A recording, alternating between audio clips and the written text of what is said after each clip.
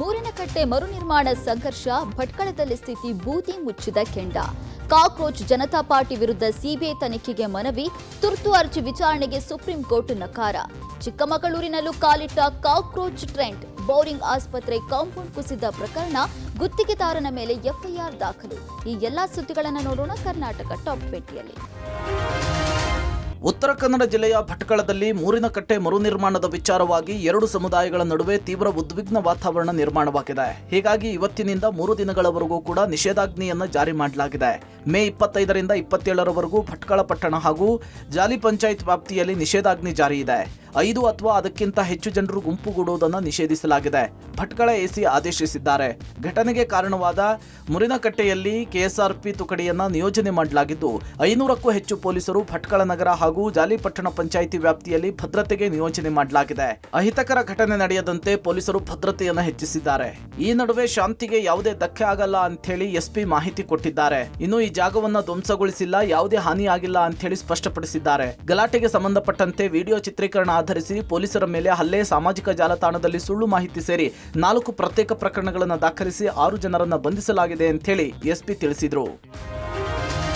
ಸಾಮಾಜಿಕ ಜಾಲತಾಣದಲ್ಲಿ ಭಾರಿ ಚರ್ಚೆಗೆ ಗ್ರಾಸವಾಗಿರುವ ಕಾಕ್ರೋಚ್ ಜನತಾ ಪಾರ್ಟಿ ವಿರುದ್ಧ ಸಿಬಿಐ ತನಿಖೆ ನಡೆಸಬೇಕು ಅಂತ ಸಲ್ಲಿಕೆಯಾಗಿದ್ದ ಸಾರ್ವಜನಿಕ ಹಿತಾಸಕ್ತಿ ಅರ್ಜಿಯ ತುರ್ತು ವಿಚಾರಣೆ ನಡೆಸೋದಕ್ಕೆ ಸುಪ್ರೀಂ ಕೋರ್ಟ್ ಸ್ಪಷ್ಟವಾಗಿ ನಿರಾಕರಿಸಿದೆ. ಮುಖ್ಯ ನ್ಯಾಯಮೂರ್ತಿ ಸೂರ್ಯಕಾಂತ್ ಅವರ ನೇತೃತ್ವದ ಪೀಠವು ಈ ಅರ್ಜಿಯ ವಿಚಾರಣೆ ನಡೆಸಿತು. ಅರ್ಜಿದಾರರ ವಾದವನ್ನ ಆಲಿಸಿದ ಸಿಜೆಐ ಈ ವಿಷಯದಲ್ಲಿ ಯಾವುದೇ ಗಂಭೀರವಾದ ತುರ್ತು ಪರಿಸ್ಥಿತಿ ಇಲ್ಲ, ಇದನ್ನ ಅಷ್ಟೊಂದು ಭಾವನಾತ್ಮಕವಾಗಿ ತೆಗೆದುಕೊಳ್ಳುವ ಅಗತ್ಯ ಇಲ್ಲ ಅಂತ ತಿಳಿಸಿದ್ರು. ಅಲ್ಲದೆ ಸಾಮಾನ್ಯ ನ್ಯಾಯಾಂಗ ಪ್ರಕ್ರಿಯೆಯಂತೆ ಸೂಕ್ತ ಸಮಯದಲ್ಲಿ ಈ ಅರ್ಜಿಯ ಪರಿಶೀಲನೆ ನಡೆಸಲಾಗುತ್ತೆ ಅಂತ ಕೋರ್ಟ್ ಸ್ಪಷ್ಟಪಡಿಸಿತು. ಇದೇ ವೇಳೆ ಕಲಾಪದಲ್ಲಿ ಮಾತನಾಡಿದ ಸಿಜೆಐ ಸೂರ್ಯಕಾಂತ್ ಅವರು ಈ ಹಿಂದೆ ನ್ಯಾಯಾಲಯದಲ್ಲಿ ತಾವಾಡಿದ್ದ ಜಿರಳೆ ಎಂಬ ರೂಪಕದ ಹೇಳಿಕೆಯನ್ನ ಮಾಧ್ಯಮಗಳು ಮತ್ತು ಸಾಮಾಜಿಕ ಜಾಲತಾಣದಲ್ಲಿ ತಪ್ಪು ದಾರಿಗೆ ಎಳೆಯಲಾಗ್ತಿದೆ ಅಂತ ಬೇಸರ ವ್ಯಕ್ತಪಡಿಸಿದರು. ಕಾಫಿನಾಡಿಗೂ ಕಾಲಿಟ್ಟ ಕಾಕ್ರೋಚ್ ಟ್ರೆಂಡ್.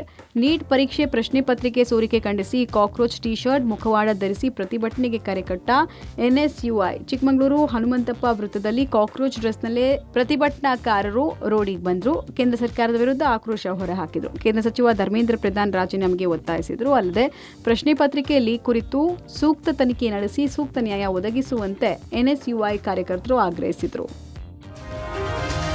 ಬೋರಿಂಗ್ ಆಸ್ಪತ್ರೆ ಕಾಂಪೌಂಡ್ ಗೋಡೆ ಕುಸಿದು 7 ಜನ ಸಾವನ್ನಪ್ಪಿದ ಪ್ರಕರಣಕ್ಕೆ ಸಂಬಂಧಪಟ್ಟಂತೆ ಗುತ್ತಿಗೆದಾರ ಕಂಪನಿ ವಿರುದ್ಧ ಕಮರ್ಷಿಯಲ್ ಸ್ಟ್ರೀಟ್ ಪೊಲೀಸ್ ಠಾಣೆಯಲ್ಲಿ ಎಫ್ಐಆರ್ ದಾಖಲಿಸಲಾಗಿದೆ. ಆರೋಗ್ಯ ಇಲಾಖೆ ಕಾರ್ಯನಿರ್ವಾಹಕ ಇಂಜಿನಿಯರ್ ದೂರಿನ ಅನ್ವಯ ಎಫ್ಐಆರ್ ದಾಖಲಾಗಿದೆ. ಚೆನ್ನೈ ಮೂಲದ ಎಎಸ್ಆರ್ ಟ್ರೇಡರ್ಸ್ ವಿರುದ್ಧ ಪ್ರಕರಣ ದಾಖಲಿಸಲಾಗಿದೆ. ಪ್ರಕರಣದ ತನಿಖೆಗೆ ತಾಂತ್ರಿಕ ಸಮಿತಿ ರಚನೆ ಮಾಡಲಾಗಿತ್ತು. ಬೋರಿಂಗ್ ಆಸ್ಪತ್ರೆ ನೂತನ ಕಟ್ಟಡ ನಿರ್ಮಾಣಕ್ಕಾಗಿ ಹಳೆ ಕಟ್ಟಡ ತೆರವುಗೊಳಿಸೋಕೆ ಗುತ್ತಿಗೆ ನೀಡಲಾಗಿತ್ತು. ಗುತ್ತಿಗೆ ವಹಿಸಲಾದ ಎಎಸ್ಆರ್ ಟ್ರೇಡರ್ಸ್ ಕಂಪನಿ ನಿರ್ಲಕ್ಷ್ಯ ವಹಿಸಿದ್ದು ಕಟ್ಟಡ ನೆಲಸಮ ಮಾಡಿದ ತ್ಯಾಜ್ಯ ವಿಲೇವಾರಿ ಮಾಡದೆ ಅಲ್ಲೇ ಬಿಟ್ಟು ಹೋಗಿದ್ದು ದುರಂತಕ್ಕೆ ಕಾರಣ ಅಂತ ಹೇಳಲಾಗಿದೆ. ಇನ್ನು ತ್ಯಾಜ್ಯ ತೆರವುಗೊಳಿಸದ ಹಾಗೂ ನಿಯಮ ಉಲ್ಲಂಘನೆ ಮಾಡಿದ ಕುರಿತು ಸ್ಪಷ್ಟೀಕರಣ ನೀಡುವಂತೆ ಸರ್ಕಾರದ ವತಿಯಿಂದ ಎಎಸ್ಆರ್ ಟ್ರೇಡರ್ಸ್ ಕಂಪನಿಯ ಇಮೇಲ್ ಐಡಿಗೆ ನೋಟಿಸ್ ಕಳಿಸಲಾಗಿತ್ತು. ಮೇ 18ರ ಒಳಗಾಗಿ ಲಿಖಿತ ಸ್ಪಷ್ಟೀಕರಣ ನೀಡಬೇಕು. ಎಕ್ಸಿಕ್ಯೂಟಿವ್ ಇಂಜಿನಿಯರ್ ಚಂದ್ರು ಗಡುವು ಕೊಟ್ಟಿದ್ರು. ಗುತ್ತಿಗೆದಾರ ಕಂಪನಿ ಇಮೇಲ್ಗೆ ಯಾವುದೇ ಪ್ರತಿಕ್ರಿಯೆ ಕೊಟ್ಟಿಲ್ಲ. ಹೀಗಾಗಿ ಕ್ರಿಮಿನಲ್ ಮೊಕದ್ದಮೆ ಹೂಡುವಂತೆ ಸರ್ಕಾರದ ಮುಖ್ಯ ಕಾರ್ಯದರ್ಶಿ ನಿರ್ದೇಶನ ಮೇರೆಗೆ ದೂರು ದಾಖಲಿಸಲಾಗಿದೆ. ಬಿಗ್ ಬಾಸ್ ಖ್ಯಾತಿಯ ಕಾವ್ಯ ಅವರನ್ನ ಕಲಬುರಗಿಯಲ್ಲಿ ನಡೆದ ಖಾಸಗಿ ಕಾರ್ಯಕ್ರಮದಲ್ಲಿ ಅವಮಾನ ಮಾಡಲಾಗಿದೆ ಅಂತ ಕಾವ್ಯ ಅಭಿಮಾನಿಗಳು ಸಾಮಾಜಿಕ ಜಾಲತಾಣದಲ್ಲಿ ವಿಡಿಯೋ ಶೇರ್ ಮಾಡಿದ್ದು ಇದೀಗ ಆ ವಿಡಿಯೋ ವೈರಲ್ ಆಗಿದೆ. ವೇದಿಕೆಯ ಮೇಲಿನ ಕಾವ್ಯ ಮುಂದೆಯೇ ಅಭಿಮಾನಿಗಳ ಮೇಲೆ ಆಯೋಜಕರು ಕೈ ಮಾಡಿದ್ದಾರೆ. ಬಳಿಕ ಕಾವ್ಯ ಕೈಯಿಂದ ಮೈಕ್ ಕೂಡ ಆಯೋಜಕರು ಕಸಿದುಕೊಂಡಿದ್ದಾರೆ ಅಂತ ಹೇಳಿದ್ದಾರೆ. ಆದರೆ ಕಾವ್ಯ ಅಭಿಮಾನಿಗಳ ಆರೋಪವನ್ನು ಆಯೋಜಕ ಗುರುರಾಜ್ ಬಂಡಿ ತಳ್ಳಿ ಹಾಕಿದ್ದಾರೆ. ನಾವು ಆಯೋಜನೆ ಮಾಡಿದ ಕಾರ್ಯಕ್ರಮಕ್ಕೆ ಕಾವ್ಯ ಅವರು ಹಣ ಪಡೆದು 2 ಗಂಟೆಗಳ ಕಾಲ ಕಾರ್ಯಕ್ರಮದಲ್ಲಿ ಇರೋದಾಗಿ ಒಪ್ಪಿಕೊಂಡಿದ್ರು. ಬಳಿಕ 5 ನಿಮಿಷಕ್ಕೆ ವೇದಿಕೆಯಿಂದ ಹೊರಡೋಕೆ ಮುಂದಾದಾಗ ಅವರ ಅಭಿಮಾನಿಗಳೇ ಗೊಂದಲ ಸೃಷ್ಟಿಸಿದ್ದಾರೆ ಅಂತ ಸ್ಪಷ್ಟನೆ ಕೊಟ್ಟಿದ್ದಾರೆ. ಮಂಡ್ಯ ಜಿಲ್ಲೆಯ ನಾಗಮಂಗಲ ತಾಲೂಕಿನಲ್ಲಿ ಬಗರ್ ಹುಕುಂ ಯೋಜನೆಯಡಿ ನಡೆದಿರುವ ಭೂಮಿ ಅಕ್ರಮ ಬಗೆದಷ್ಟು ಬಯಲಾಗ್ತಾ ಇದೆ. ಆರಂಭದಲ್ಲಿ ನಾಗಮಂಗಲ ತಾಲೂಕಿನಲ್ಲಿ 238 ಎಕರೆ ಸರ್ಕಾರಿ ಭೂಮಿಯನ್ನ ಸಿಕ್ಕವರಿಗೆ ಹಣ ಪಡೆದು ಅಧಿಕಾರಿಗಳು ಮಂಜೂರು ಮಾಡಿರುವುದು ಬೆಳಕಿಗೆ ಬಂದಿತ್ತು. ಆದರೆ ಇದೀಗ 238 ಎಕರೆ ಅಲ್ಲ, 1000ಕ್ಕೂ ಅಧಿಕ ಎಕರೆ ಸರ್ಕಾರಿ ಭೂಮಿಯನ್ನ ಅಧಿಕಾರಿಗಳು ಉಳ್ಳವರಿಗೆ ಹಣ ಪಡೆದು ನೀಡಿದ್ದಾರೆ ಅಂತ ಲೋಕಾಯುಕ್ತ ತನಿಖೆಯಲ್ಲಿ ಬೆಳಕಿಗೆ ಬಂದಿದೆ. ಕಳೆದ 3 ತಿಂಗಳ ಹಿಂದೆ ನಾಗಮಂಗಲದಲ್ಲಿ ಬಗರ್ ಹುಕುಂ ಯೋಜನೆಯಡಿ 238 ಎಕರೆ ಸರ್ಕಾರಿ ಜಮೀನ ಅಕ್ರಮವನ್ನು ಲೋಕಾಯುಕ್ತ ಸಾಬೀತು ಮಾಡಿತ್ತು. ಈ ಹಿನ್ನೆಲೆಯಲ್ಲಿ ಹಲವು ಅಧಿಕಾರಿಗಳ ವಿರುದ್ಧ ಎಫ್ಐಆರ್ ದಾಖಲು ಮಾಡಿ ಕೆಲವರನ್ನ ಜೈಲಿಗೆ ಕಳಿಸಲಾಯಿತು. 1000ಕ್ಕೂ ಅಧಿಕ ಎಕರೆ ಸರ್ಕಾರಿ ಪ್ರದೇಶ ಅಕ್ರಮವಾಗಿದೆ ಅಂತ ತಿಳಿಸಿದ್ರು. ಇದೀಗ ಈ ಪ್ರಕರಣವನ್ನು ತಾರ್ಕಿಕ ಅಂತ್ಯಕ್ಕೆ ಕೊಂಡೊಯ್ಯೋಕೆ ಮಂಡ್ಯದ ಎಎಸ್ಪಿ ತಿಮ್ಮಯ್ಯ ಅವರ ನೇತೃತ್ವದಲ್ಲಿ ಒಂದು ತಂಡವನ್ನು ರಚನೆ ಮಾಡಲಾಗಿದೆ. ಈ ತಂಡಕ್ಕೆ 3 ತಿಂಗಳ ಒಳಗೆ ವರದಿ ಕೊಡೋದಕ್ಕೆ ಲೋಕಾಯುಕ್ತರು ಸೂಚನೆಯನ್ನು ಕೊಟ್ಟಿದ್ದಾರೆ. ಹಲವು ಎಚ್ಚರಿಕೆ ನೀಡಿದರೂ ಸುಧಾರಣೆಯಾಗದ ಜನ ಚಾಮರಾಜನಗರ ಜಿಲ್ಲೆಯ ಹನೂರು ತಾಲೂಕಿನ ಹನೂರು ಅಜ್ಜಿಪುರ ನಡುವಿನ ರಸ್ತೆಯಲ್ಲಿ ತೆರಳುತ್ತಾ ಇದ್ದ ಕಾಡಾನೆಯ ಫೋಟೋ ಕ್ಲಿಕ್ಕಿಸೋಕೆ ಮುಂದಾಗಿದ್ದಾರೆ. ಅಲ್ಲದೆ ಕಾಡಾನೆಗೆ ಹಾರ್ನ್ ಹಾಕಿ ಸಾರ್ವಜನಿಕರು ಕಿರಿಕಿರಿ ನೀಡುವ ದೃಶ್ಯ ವೈರಲ್ ಆಗಿದೆ.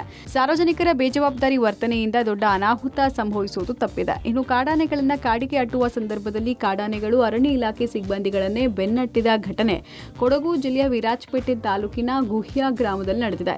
ಗುಹ್ಯ ಗ್ರಾಮ ಸೇರಿದಂತೆ ಬೆಟ್ಟದ ಕಾಡು ನೆಲ್ಲಿ ಹುದುಕೇರಿ ಗ್ರಾಮದಲ್ಲಿ ಬೀಡು ಬಿಟ್ಟಿದ್ದ 21 ಕಾಡಾನೆಗಳನ್ನು ಪಟಾಕಿ ಸಿಡಿಸಿ ಕಾಡಾನೆಗಳನ್ನು ಓಡಿಸೋಕೆ ಮುಂದಾಗಿದ್ರು.